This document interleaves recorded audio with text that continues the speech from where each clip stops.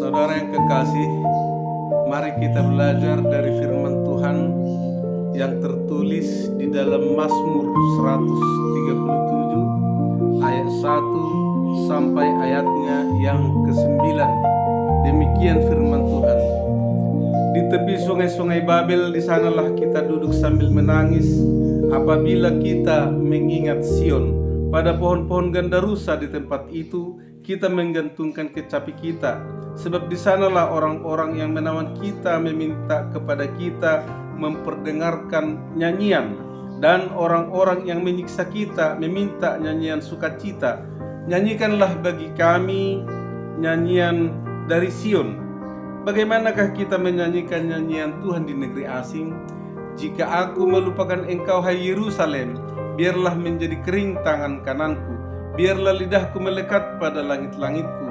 Jika aku tidak mengingat engkau, jika aku tidak jadikan Yerusalem puncak sukacitaku. Ingatlah ya Tuhan kepada Bani Edom yang pada hari pemusnahan Yerusalem mengatakan, runtuhkan, runtuhkan sampai ke dasarnya. Hai putri Babel yang suka melakukan kekerasan, berbahagialah orang yang membalas kepadamu perbuatan-perbuatan yang kau lakukan kepada kami. Berbahagialah orang yang menangkap dan memecahkan anak-anakmu pada bukit batu. Saudara yang kekasih, firman Tuhan mengatakan kepada kita bahwa ketika umat Israel ditawan ke Babel, mereka sungguh menderita, terutama sekali bila mereka mengingat akan Yerusalem yang telah hancur lebur, yang telah rata dengan tanah. Bila mereka mengingat akan Sion yang telah menjadi hutan kembali, mereka begitu merindukan Sion. Mereka begitu merindukan bait Allah di Yerusalem. Bila mereka mengingat itu, mereka menangis.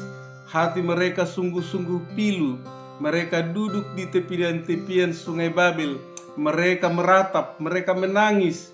Mereka sungguh-sungguh merindukan betapa Yerusalem, betapa bait Allah yang hancur itu sungguh-sungguh telah menghancurkan jiwa mereka.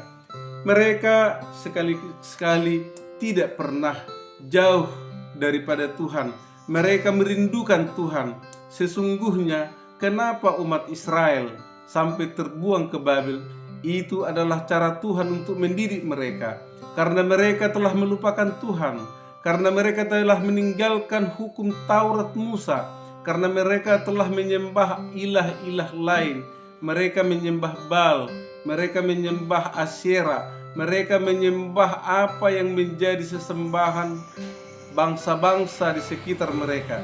Saudara yang kekasih, agar mereka kembali kepada Tuhan, Tuhan memberikan hukuman mereka. Tetapi di dalam penghukuman Tuhan kepada mereka, Tuhan mendidik mereka supaya mereka tidak terhilang binasa. Tetapi untuk melewati didikan yang mereka terima di Babel, Tuhan membiarkan mereka mengingat-ingat kembali perbuatan Tuhan yang ajaib kepada mereka. Makanya dikatakan di dalam ayat 3, sebab di sanalah orang-orang menawan kita meminta kepada kita memperdengarkan nyanyian. Coba saudara-saudara, orang-orang Babel tahu bahwa orang Israel itu pintar menyanyi. Memang mereka para penyanyi-penyanyi, mereka para pemain kecapi, mereka adalah ahli-ahli musik. Dan orang-orang Babel tahu bahwa umat Israel tadinya di bait Allah di Yerusalem sering menyanyikan nyanyian pujian kepada Tuhan. Mereka sambil mengejek orang Israel, mereka berkata kepada orang-orang Israel, nyanyikanlah nyanyian bagi kami. Jadi mereka merasa terhina sekali karena mereka tahu bahwa nyanyian yang mereka kumandangkan hanyalah untuk memuji-muji nama Tuhan, bukan sekedar hiburan. Bukanlah nyanyian mereka itu untuk menyenangkan para penguasa Babel atau orang-orang Babel. Mereka menolak saudara-saudara karena mereka berkata, bagaimana mungkin kami menyanyikan nyanyian Tuhan di negeri asing? Maksudnya negeri asing adalah negeri yang tidak mengenal Tuhan, negeri penyembah-penyembah berhala, negeri yang hukumnya tidaklah berdasarkan hukum yang ditentukan oleh Musa. Jadi bagi umat Israel, negeri Babel itu adalah negeri asing, negeri yang tidak mengenal akan Tuhan Allah Israel yang hidup. Saudara yang kekasih, Dikatakan di ayat 5, "Jika aku melupakan engkau, hai Yerusalem, biarlah menjadi kering tangan kananku." Bangsa itu tidak dapat melupakan Yerusalem karena mereka sadar di Yerusalem, di Bait Allah, di sanalah mereka bertemu dengan Allah Israel. Di sanalah mereka mengumandangkan puji-pujian kepada Allah Israel. Bila mereka teringat akan hal itu, mereka senantiasa menginginkan supaya mereka dapat kembali memuji Tuhan di Bait Allah, di Yerusalem, Baitnya yang kudus. Mereka tidak dapat melupakannya, saudara-saudara. Dan mungkin kita pun bisa saja begitu. Bila kita berdosa kepada Tuhan, bila kita meninggalkan hukum Tuhan, bila kita tidak melaksanakan apa yang Tuhan perintahkan dalam kehidupan kita, bisa saja Tuhan membuang kita. Bisa saja Tuhan tidak mengindahkan lagi apa yang menjadi keinginan-keinginan di dalam kehidupan kita sehari-hari. Cara Tuhan bisa bermacam-macam. Bila orang Israel dahulu dibuang Tuhan ke Babel, barangkali saat ini kalau kita meninggalkan jalan Tuhan, Tuhan bisa membuang kita. Mungkin Tuhan tidak mau berbicara lagi kepada kita. Tidak timbul lagi niat di dalam hati kita untuk memuji Tuhan. Tidak ada lagi kerinduan di dalam jiwa kita untuk bersekutu kepada Tuhan. Sehingga Tuhan bisa benar-benar meninggalkan kita. Sebenarnya saudara-saudara, apa yang terbaik yang dapat kita laksanakan adalah mengingat-ingat firman Tuhan. Itulah cara satu-satunya supaya kita jangan tersesat di dalam kehidupan ini, supaya kita tidak terbuang dari hadapan Tuhan. Saudara yang kekasih, di dalam ayat 8 dikatakan, "Hai putri Babel yang suka melakukan kekerasan, berbahagialah orang yang membalas kepadamu perbuatan-perbuatan yang kau lakukan kepada kami." Saudara yang kekasih, mereka di dalam hatinya mendendam kepada orang-orang Babel, karena orang-orang Babel memperlakukan mereka sebagai budak, sebagai orang yang tidak punya hak. Yang namanya budak memang tidak punya hak. Mereka tidak disamakan dengan penduduk sekitar. Memanglah secara ekonomi mereka lumayan bagus juga, tidak semuanya mereka melarat. Tetapi di dalam hal-hal sosial, penghormatan kepada kemanusiaan, mereka dinomorduakan.